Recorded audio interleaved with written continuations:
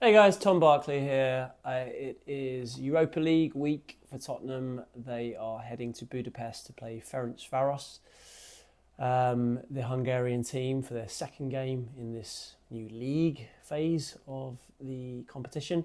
And it seems a fitting time to talk about Ange Postecoglou's relationship with football icon Ferenc Puskas. This is something that some fans might well be aware of because he has spoken about it before.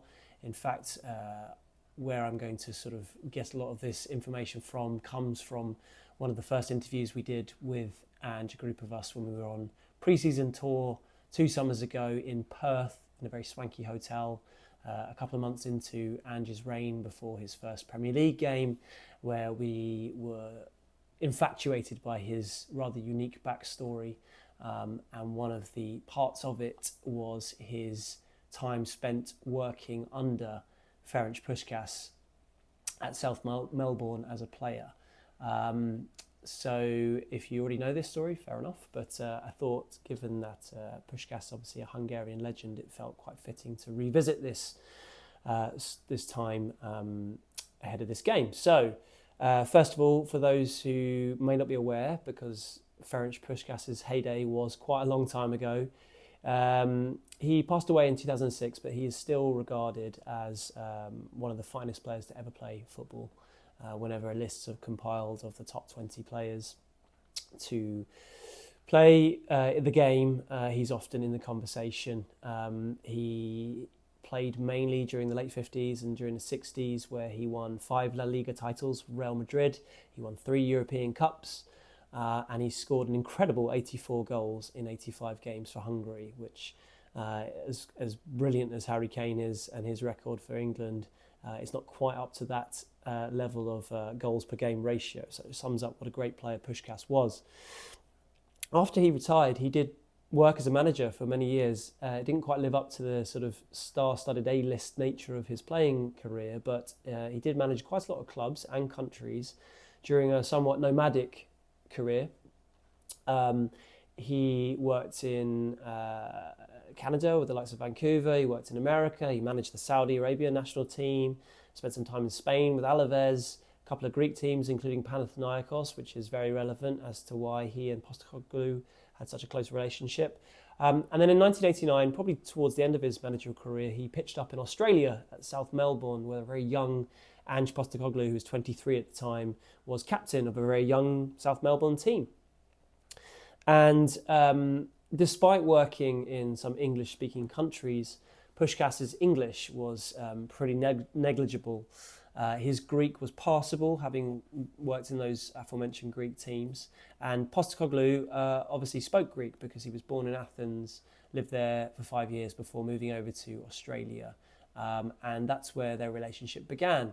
Postecoglou essentially worked as Puskas's de facto translator, as well as his chauffeur, and I'll come on to a funny story about him driving Puskas to an airport to finish this whole thing off with, but we'll come on to that. But yeah, he effectively worked as the team's translator for the manager. He would interpret the team talks, and he felt like he effectively was half coaching by then, I guess because of working closely with players, trying to relay those instructions that Puskas was telling him.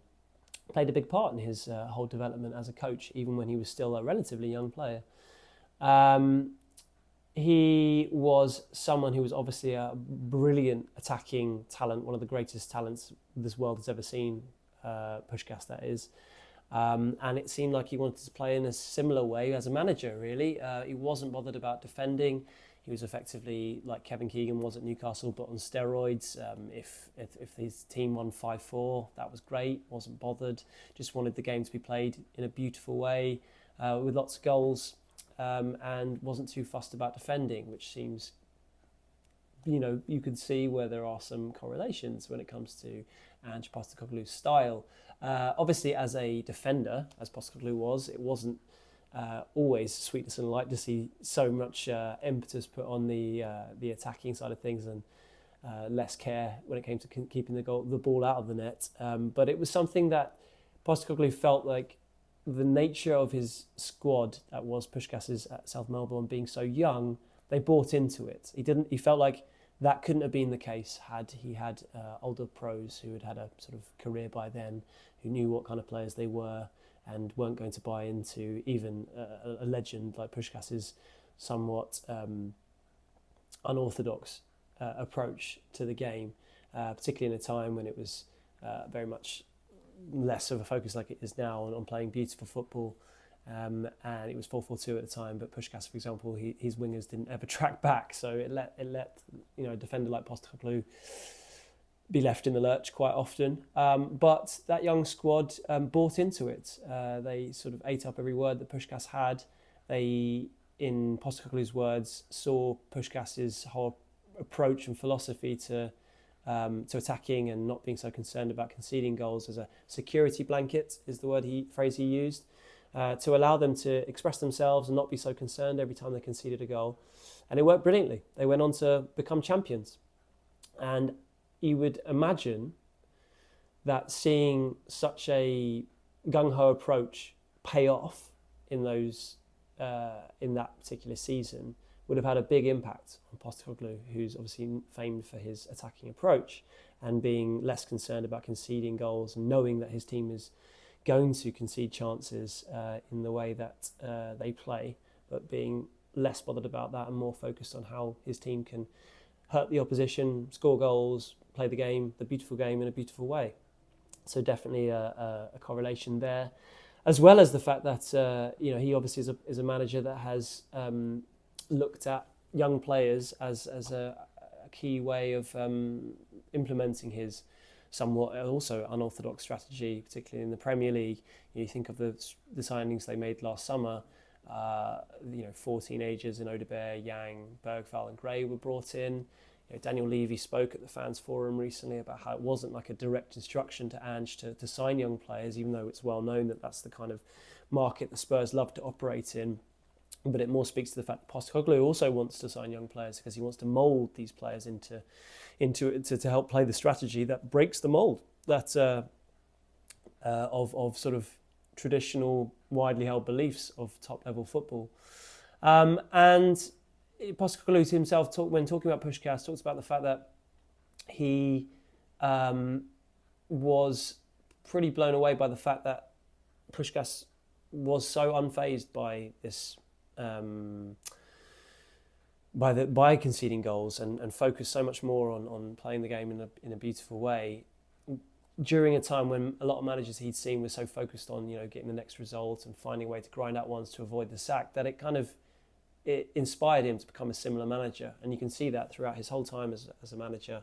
He has gone down that road and it has had success in many countries. We're yet to see it in Tottenham yet, although there are very encouraging signs, particularly in recent weeks particularly after that result at the weekend against Manchester United, albeit we know he's had his critics and his doubters, because it was only a couple of weeks ago we were talking about them, and they will remain to be there until he does deliver success, which he himself has said is fair game, is fair cop until he does that. But yeah, you can just see the sort of impact that Puskas will have had on a young Postecoglou in shaping his whole philosophy.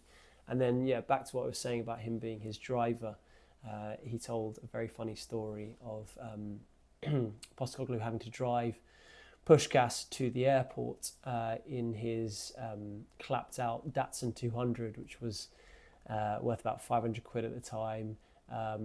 Not in the best shape, as I think Ange put it. I think he might have put a swear on that to explain what kind of condition the car was in. And to be honest, Puskas himself wasn't in his best shape either. He was quite a heavy guy. So when he got a flat tyre on the way to the airport, albeit obviously there was with a bit of a schedule they had to keep to, given the flight time, you'd think that Puskas, despite being obviously an icon, might at least have got out the car to help Ange, maybe not even help him, but just to sort of alleviate some of the weight on the car while he was trying to change the tyre. And despite being a very humble person, this was one of the rare occasions, apparently, according to Postecoglou, where he did lean into his superstar status, this like diva approach, and just sat in the car while poor Ange was having to use the jack to change the tyre. Which is just quite a hilarious image when you think about it. Obviously Puskas, absolutely, like I said, football icon. in this really old banger. Postecoglou obviously nowhere near the sort of fame and sort of level that he's reached now as a manager, but would obviously go on to be that, but in a car that couldn't be any further from the riches of the Premier League. It's just quite an amusing image to think about, and sort of once again shows you the journey that he's been on as a manager. But good news was they made the flight in the end, which is quite a funny way of rounding up the story. But yeah, it sort of sums up the influence that Puskas has had on Postecoglou in his career. And he is buried in St. Stephen's Basilica, the cathedral in Budapest. So if Ange somehow finds some time on game day on Thursday, don't be surprised if he makes a quick visit to pay his respects to someone who has had a massive impact on his career and for whom the attacking instincts and philosophy has had obviously an influence on the way Postecoglou plays the game and for what we're all now enjoying. So that is the story of Ferenc Puskas and his somewhat unexpected relationship with Ange Postecoglou.